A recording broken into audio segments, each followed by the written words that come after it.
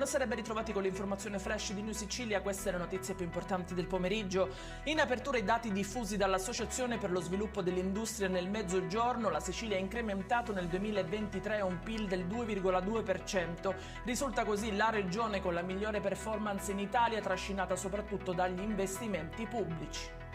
Convocata per domani a Palermo una cabina di regia per la crisi idrica che sta colpendo il territorio dei comuni del libero consorzio di Agrigento. Dei primi 20 milioni di euro stanziati dal governo nazionale, circa 6 milioni sono stati destinati dalla regione proprio ad Agrigento per pozzi e condutture.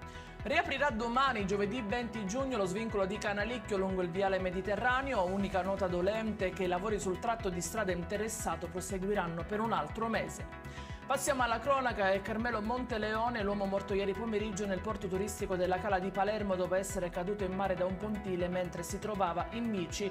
L'uomo, un carpentiere di 67 anni, sarebbe finito in acqua a seguito di un malore. E in chiusura il meteo, l'anticiclone africano Minosse dominerà la scena anche per la giornata di domani, diramato un'allerta arancione per rischio incendi in tutta la Sicilia, si sfioreranno i 40 gradi. Ed è tutto per questa edizione. Dettagli su queste notizie li trovate sul nostro sito www.newsicilia.it e sui nostri canali social. Arrivederci e a domani.